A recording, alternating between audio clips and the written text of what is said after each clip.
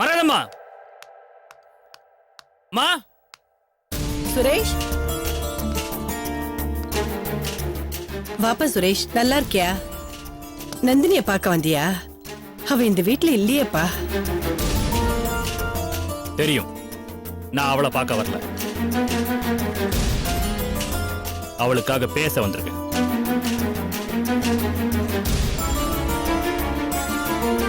அவளுக்காகனா புரியலையப்பா. அது வந்து அவளுக்காக நியாயம் கேட்டு வந்திருக்கேன். என்னது? ஏய் சுரேஷ், எங்க வந்து என்ன பேசிக்கிட்டு இருக்க? என்னத்த பெருசா நியாயம் கேட்டு இத பாருங்க, வந்திருக்க? நான் உங்ககிட்ட பேச வரல. கல்பனா, நீ உங்க அம்மாவை சேர்ந்து ஏன் நந்தினி மேல திருட்டு பட்டம் கட்டுறீங்களா? என்ன சொல்ற? என்னது? ஊ நந்தினியா? அது என் நந்தினினா என் ஃப்ரெண்டு நந்தினின்னு சொல்ல வந்தேன். தம்பி தம்பி நில்லு. உன்னோட ஃப்ரெண்டு நந்தினி கல்யாணம் ஆகி இப்ப இன்னொருத்தரோட பொண்டாட்டி கிட்ட உனக்கு என்ன ஃப்ரெண்ட்ஷிப்? கல்யாணம் ஆனாலும் சரி ஆகலைன்னாலும் சரி எங்களை யாரும் பிரிக்க முடியாது. ஏய் தம்பி, நீ பேசுற முறையே சரியில்லையே. உங்களை பிரிக்க முடியாதுன்னா என்ன அர்த்தம்? அண்ணா, நீ கேட்டா அவன் என்ன அப்படியே உண்மையை சொல்லிட போறானா? என்னையும் நந்தினியும் பிரிக்கவே முடியாத ஃப்ரெண்ட்ஷிப்னு எதையாவது சொல்லி சமாளிக்க போறான். உண்மையை நம்ம தான் நீ புரிஞ்சுக்கணும். என்னங்க உண்மையை கண்டுட்டீங்க? என்ன உண்மையை கண்டுட்டீங்க? நந்தினிக்கு ஒண்ணுனா என்னால பாத்துக்கிட்டு சும்மா இருக்க முடியாது. ஏன்னா நந்தினிய பத்தி அவங்க அப்பா அம்மாவை விட எனக்கு நல்லா தெரியும். சின்ன வயசுல இருந்தே அவளுக்கு எல்லாமே நான் தான். நிறுத்துறா. ஏதோ சின்ன வயசுல ஒன்னா படிச்சீங்க, அதுக்கப்புறம் கல்யாணத்துக்கு அப்புறம் ஃப்ரெண்ட்ஷிப்பை கண்டினியூ பண்றீங்கன்னு நினைச்சா என்னமா பேசிக்கிட்டு இருக்க? உன் மனசுல என்னடா நினைச்சுக்கிட்டு இருக்க? ஐயா என்ன இருன, நீ இப்படி பட்டுன்னு கோவப்பட்டீனா வர உண்மையும் வராம போயிடும். அதனால பொறுமையா பேச விட்டு என்ன விஷயங்கிறத தெரிஞ்சுப்போம். நீ சொல்லுப்பா. நந்தினி விஸ்வாவோட பொண்டாட்டி. அவளுக்கு ஒண்ணுன்னு நியாயம் கேட்டு வந்திருக்கேன்னு சொல்றியே, நீ யாரு? அவங்க குடும்பத்துல ஒருத்தனா? குடும்பத்துல ஒருத்தனா ஆகி இருக்க வேண்டியது.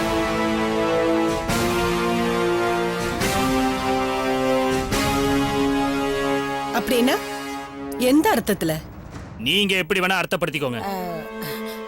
அதுதான் என்னன்னு விவரமா சொல்லு. இங்க பாருங்க, நான் எதையும் விலாவாரியா சொல்ல வரல. இங்க நந்தினி மனசு கஷ்டப்பட்டா என்னால தாங்கிக்க முடியாது. நந்தினிக்கு உங்களால ஏதாவது பிரச்சனை வந்துச்சு, அப்புறம் நான் பாத்துக்கிட்டு சும்மா இருக்க மாட்டேன். உங்க எல்லாருக்கும் சொல்றேன், நந்தினிக்கு ஏதாவது ஒண்ணுன்னா கேட்கறதுக்கு இந்த சுரேஷ் இருக்கான். அதை யாரும் மறந்துடாதீங்க. என்ன பேச்சு? நில்லுண்ண, கொஞ்சம் கூட யோசிக்காம தடான்னு கோவப்படுறிய. இல்லண்ணா, நீ ஒரு விஷயத்த நல்லா யோசிச்சு பாரு.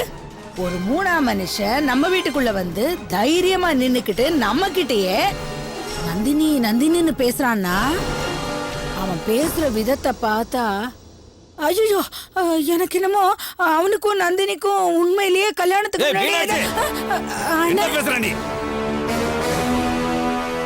அவங்கள எங்க கோச்சுக்கிறீங்க? அவன் பேசிட்டு போறத பார்த்தா எனக்கே அப்படிதான் தோணுது.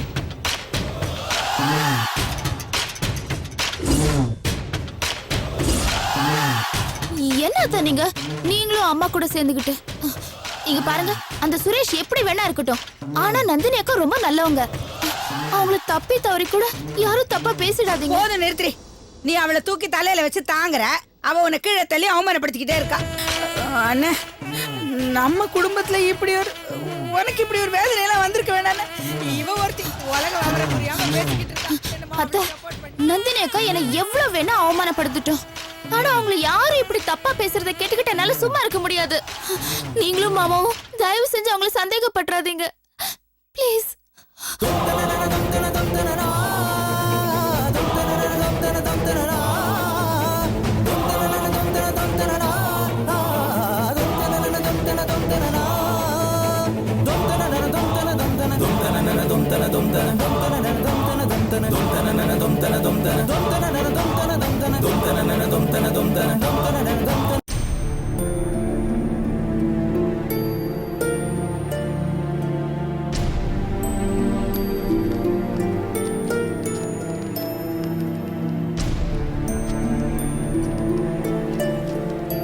ரங்கநாதன்.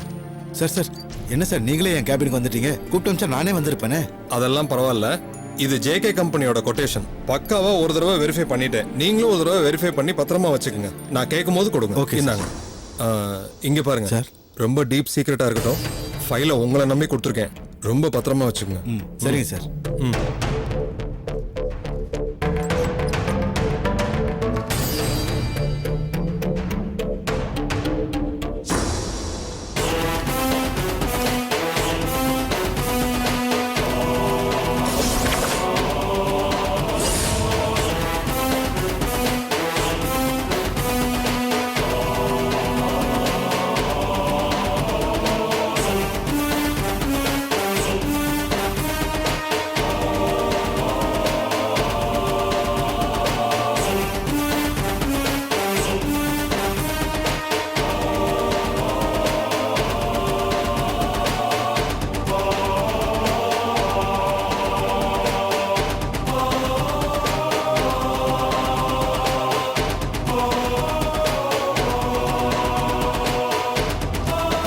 மாமா,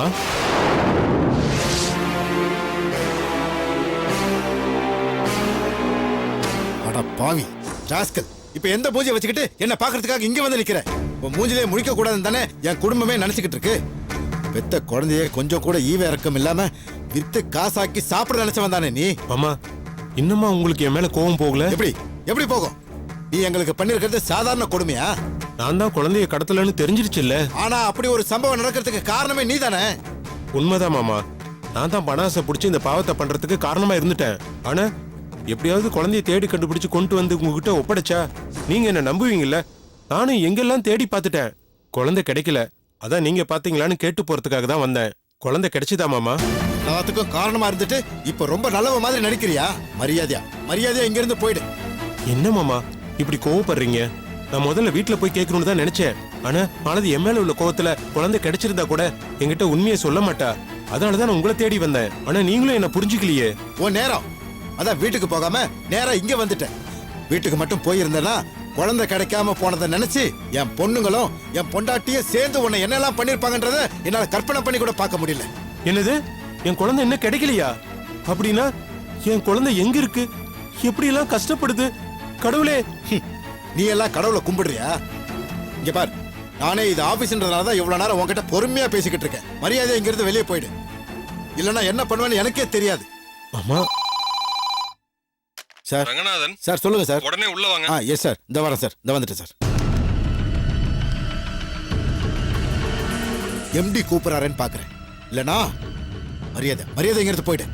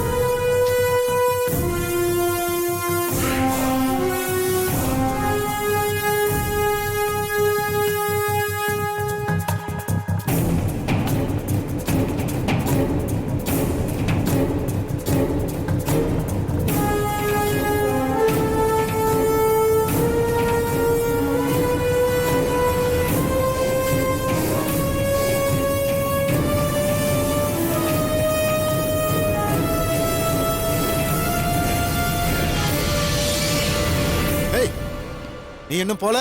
மாமா, தயவு செஞ்சு என்ன புரிஞ்சுக்குங்க. நான் எல்லாத்தையும் உணர்ந்து திருந்தி வந்திருக்கேன்.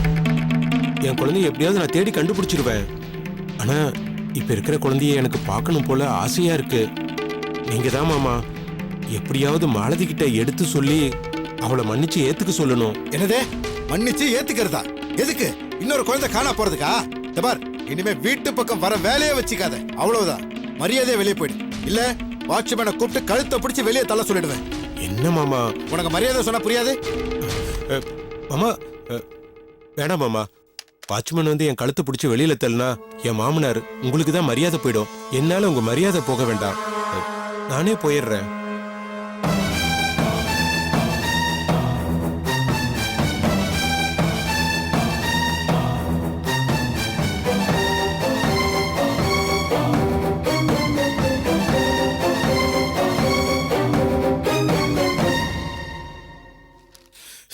ச்சே, தத்திரம் பிடிச்ச வந்ததுனால ஃபைலை வெரிஃபை பண்றதுக்கு கூட மறந்துட்டேன்.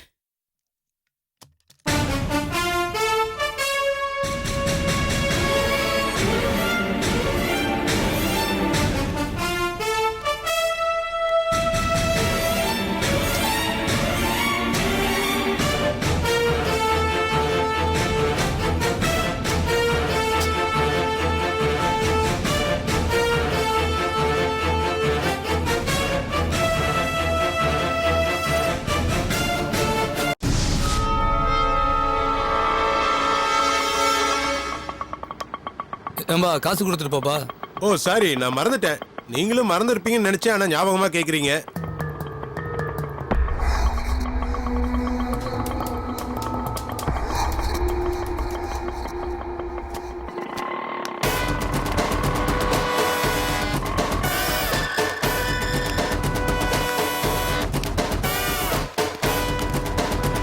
ஹலோ, யார் நீ? நீ பாட்டு உள்ள வந்துட்டு இருக்க. யாரு நானா? உன் மேடம் பார்க்க வந்திருக்கேன். என்ன முதல்ல வெளியே விடு. மேடமா? மேடம் கூட யாருன்னு தெரியுமா? அவங்கள உன்னை வர சொன்னாங்க. முதல்ல நீ யாருன்னு சொல்லு. போச்சு, எல்லாம் போச்சு. ரெண்டு பேருமே சேர்ந்து என்ன அவமானப்படுத்துறீங்களா? இந்த விஷயம் மட்டும் உங்க மேடமுக்கு தெரிஞ்சது, உங்க ரெண்டு பேரையும் வேலையை விட்டு அனுப்பிடுவாங்க. யோ, யாரியா நீ? யார் நீ? வெளில போயா. ஏய், என்ன எம்எல்ஏ கை வைக்கிறீங்களா? எதிர்காலத்துல நீங்க ரெண்டு பேரும் ரொம்ப வருத்தப்படுவீங்க. உங்க மேடம் பார்க்க வந்திருக்கேன். நான் வெயிட் பண்ண விஷயம் மட்டும் உங்களுக்கு தெரிஞ்சது, உங்களுக்கு 2 அறை கொடுத்து அனுப்புவாங்க. போயா. மச்சான், இவன் ரொம்ப ஓவரா பேசுறான். இவனை கொஞ்சம் பாத்துக்க. நான் மேடம் கிட்ட கேட்டு வரேன். ஓகேடா. ஓ, ஆளு இவனும் எம்எல்ஏ கை வைக்கிறியா? பாடி வா, வச்சுக்கிறேன். ஏய், என்ன பேசினா இருக்க? வாய மூட மாட்டேன். கைய நெட்ல கைய உடைச்சிருவேன். என்ன ஒரு நாளைக்கு 3 கிலோ சாப்பிடுவியா? நான் எவ்வளவு சாப்பிடுவேன்னு உனக்கு தெரியுமா? ஒரே கையில உன்னை தூக்கி போட்டு மிதிச்சிருவேன். சார், நீங்க உள்ள போங்க சார். பாத்தியா உன் பங்காளிய? உள்ள போயிட்டு வந்ததுக்கு அப்புறம் எவ்வளவு மரியாதை கொடுக்கறான்னு பாத்து தெரிஞ்சுக்க. ஏய், அவர் சொன்ன மாதிரியே மேடத்துக்கு ரொம்ப முக்கியமான ஆள் போல இருக்குடா. வணக்கம் மேடம். வணக்கம் சுந்தர், உட்காருங்க. ஐயே, என்னது இது? தரையில உட்காருறீங்க, சோஃபால உட்காருங்க. பரவாயில்ல மேடம், உங்க முன்னாடி போய். அதெல்லாம் இருக்கட்டும், மேல உட்காருங்க.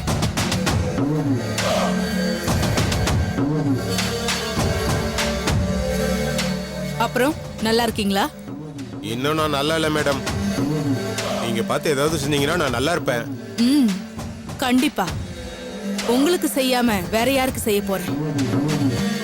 நான் சொன்னதை நீங்க செஞ்சிட்டீங்களா? முடிக்காம இருப்பனா? இந்தாங்க மேடம்.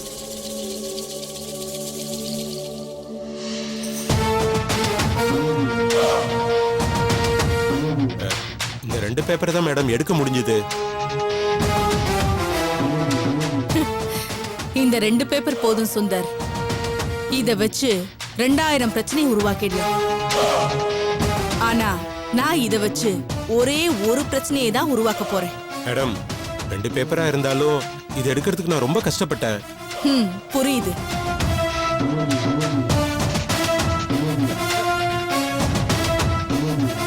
இந்த மாதிரி நீங்க என்ன வேலை கொடுத்தாலும் நான் செய்வேன். அதுக்கு இந்த மாதிரி நீங்க கட்டுக்கட்ட பணம் கொடுத்தா போதும். கண்டிப்பா நீங்களும் முன்னுக்கு வரணும்ல. கண்டிப்பா மேடம். வெளியில ஒரு கார் பார்த்தேன். அது மாதிரி கார் வாங்கணும். இந்த மாதிரி பங்களா வாங்கணும். நீங்க ஆசைப்படுற எல்லாத்தையும் வாங்கலாம், நான் இருக்கேன். ஆனா நீங்க இந்த பேப்பரோட நிறுத்திடக்கூடாது. நான் சொல்ற எல்லாத்தையும் செய்யணும். சொல்லுங்க மேடம், உங்களுக்காக நான் என்ன வேணாலும் செய்வேன். பெருசா ஒண்ணும் இல்ல. நீங்க திரும்ப உங்க மாமனார் வீட்டுக்கு போய் செட்டில் ஆகணும். ஐயோ மேடம், என்ன சொல்றீங்க நீங்க? என் மாமனார் வேலை செஞ்ச ஆபீஸுக்கு போனதுக்கு என்ன அந்த கிளி கிழிச்சாரு. நான் வீட்டுக்கு போனேன், எல்லாருமே சேர்ந்து அடிச்சு என்ன கொன்னே போட்டுருவாங்க. என்ன சுந்தர் இப்படி பேசுறீங்க? உங்களை நான் ரொம்ப தைரியமான ஆளுன்னு நினைச்சிட்டு இருந்தேன். போயும் போயும் ஒரு கிழவனுக்கும் 4 பொம்பளைங்களுக்கும் பயந்துட்டு இருக்கீங்க. அதெல்லாம் இல்ல மேடம், அவங்க யாரும் என்ன ஏத்துக்க மாட்டாங்க. ஏத்துக்க வைக்கணும். ஏதாவது ஒரு வழியில ஏமாத்தி ஏத்துக்க வைக்கணும். இந்த மாதிரி பங்களாவும் வெளியில பார்த்த மாதிரி காரும் வாங்கணும்ல. கை அமுக்க கால் அமுக்கன்னு எல்லாத்துக்கும் ஒவ்வொரு வேலைக்காரங்க வைக்கணும்ல. நீங்களும் சொகுசா வாழணும்ல. ஆமா மேடம். அப்ப கொஞ்சம் ரிஸ்க் எடுத்துதான் ஆகணும். சரி மேடம், அந்த வீட்ல நான் எப்படியாவது போய் செட்டில் ஆயிடுறேன். அதுக்கப்புறம் நான் என்ன பண்ணும் மேடம்? அவங்க எல்லார் மனசையும் மாத்தி அந்த ரேவதி கிட்ட என் தம்பியை கட்டிக்க சம்மதிக்க வைக்கணும். அப்பதான் என் தம்பியை வெளியே கொண்டு வர முடியும்.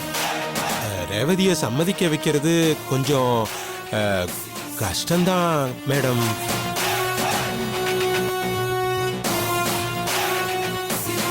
அவளை சம்மதிக்க வைக்கிறதுக்கு இதை அட்வான்ஸா வச்சுக்கோ. இது ஒண்ணும் பெரிய விஷயம் இல்ல மேடம். கஷ்டத்தை பார்த்தா காசை பார்க்க முடியுமா? இதை நான் பாத்துக்கிறேன். ரேவதி சம்மதிச்சுட்டான்னு வச்சுக்கோங்க. Very good. இப்படிதான் பேசணும். அப்புறம் மேடம் சொல்லுங்க சுந்தர். நானும் அந்த வீட்ல பொண்ணு கட்டி இருக்கேன். உங்க தம்பியும் அந்த வீட்ல பொண்ணு எடுத்துட்டா நாங்க 2 பேரும் சகலை ஆயிடுவோம். அப்புறம் நம்ம எல்லாம் அப்படியே நெருங்கின சொந்தமாயிடுவோம் இல்ல மேடம்?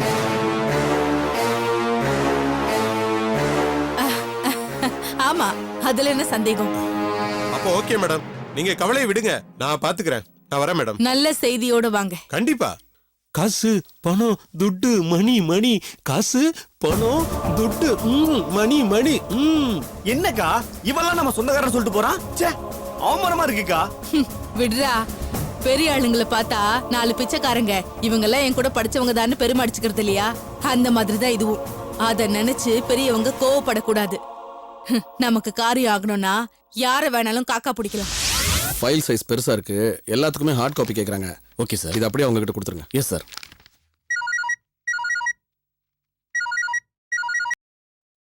ஹலோ ஹலோ, சொல்லு கல்பனா. மாமா எங்க இருக்கீங்க? வீட்ல ஒரு பெரிய பிரச்சனை ஆயிடுச்சு மாமா. என்னாச்சு?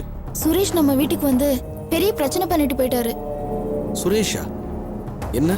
அ, அ, அது அ, அது அ, எதுக்கு நந்தினிக்கு திருட்டு பட்டம் கட்டினீங்கன்னு என்கிட்டயும் அம்மா கிட்டயும் சண்டைக்கு வந்துட்டாரு. ம். மாமாவும் அத்தையும் அவருக்கு புரிய வைக்க எவ்வளவோ ட்ரை பண்ணாங்க. ஆனா அவர் அதெல்லாம் கண்டுக்கல. அவரு நந்தினி அக்காவை ரொம்ப தப்பா பேசிட்டாரு மாமா. தப்பா பேசினானா? ஆமா மாமா. நந்தினிக்கு சப்போர்ட் பண்ண தானே வந்தான்னு சொன்ன, அவன் எதுக்கு தப்பா பேசுறான்? அது சொல்றதுக்கு எனக்கு ரொம்ப கஷ்டமா இருக்கு மாமா. நந்தினிக்கு ஒண்ணுன்னா நான் சும்மா இருக்க மாட்டேன். நானும் நந்தினியும் சின்ன வயசுல இருந்து ரொம்ப க்ளோஸ். எங்களுக்குள்ள அப்படி இப்படின்னு என்னென்னமோ பேச ஆரம்பிச்சிட்டாரு. அது சின்ன வயசுல இருந்தே அவங்க 2 பேரும் ரொம்ப க்ளோஸ் தான். அவன் வேற கொஞ்சம் எமோஷனல் டைப்பு, அதனால அவன் மேல உள்ள அக்கறையை காட்டுறேன்னு சொல்லி எதையாவது பேசியிருப்பான். அது ஒன்றும் சீரியஸா எடுத்துக்கணும். இல்ல மாமா, அவரு எமோஷனல் எல்லாம் பேசல, ரொம்ப தெளிவா நிதானமா தான் பேசினாரு.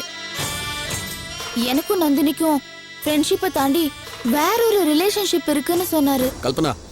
ஐயோ மாமா, நீங்க கோவப்படுறதுனால எந்த பிரயோஜனமும் இல்ல. அவர் அந்த அளவுக்கு பேசினாரு. நந்தினி ஏன் நந்தினி, கல்யாணத்துக்கு முன்னால நானும் அவளும் வேற மாதிரி அப்படின்னு எனக்கு சொல்றதுக்கு ரொம்ப கூச்சமா இருக்கு மாமா. அவர் பேசுறத வச்சு மாமாவும் அத்தையும் அக்காவை சந்தேகப்படுற அளவுக்கு போயிட்டாங்க. நான் கூட அவங்க கிட்ட அக்கா அப்படிப்பட்டவங்க இல்ல, ரொம்ப நல்லவங்கன்னு எவ்வளவோ சொல்லி பார்த்தேன். ஆனா அவங்க கேக்கல. ஆனா நான் இப்பவும் சொல்றேன் மாமா, நந்தினி அக்கா ரொம்ப நல்லவங்க. ஆனா இவர் ஏன் இப்படி எல்லாம் அக்கா மேல சேர்த்து வாரி இறக்குறாருன்னு தெரியல. இதை இப்படியே விட்டா நல்லா இருக்காது. அதான் உடனே உங்களுக்கு ஃபோன் பண்ணி சொல்றேன். மாமா, நீங்க அந்த சுரேஷை பார்த்து என்ன ஏதுன்னு கேட்டு கண்டிச்சு வைங்க. ஆனா இந்த விஷயம் அக்காவுக்கு தெரியாம எப்படியாவது பாத்துக்கோங்க மாமா. என்னாச்சு அவனுக்கு? நல்லா தானே இருந்தான். சரி, நான் நேரா சுரேஷ் வீட்டுக்கு போய் என்ன ஏதுன்னு விசாரிக்கிறேன். கொஞ்சம் சீக்கிரமா போங்க மாமா, நான் வச்சிடுறேன். ஆட்டம் இப்பதான் சூடு பிடிக்க போகுது. நல்லா மாட்டினாங்க. கல்பனா பேஸ்டடி, விஸ்வா என்னடி சொன்னா? நல்லா போட்டு கொடுத்துட்டேன். மாமா இப்ப நேரா அந்த சுரேஷ் வீட்டுக்கு போய் அவங்கிட்ட என்ன ஏதுன்னு நிதானமா கேட்க போறாரு. ஆனா சுரேஷ் மாமாவை இன்னும் தெளிவா குழப்பி விட போறான். அதுக்கப்புறம் விஷயத்த நந்தினி குடும்பத்துக்கு நாம தெரிவிச்சிடலாம். ஐயோ கல்பனா, ஐயோ எனக்கு இதாண்டி வேணும். அம்மா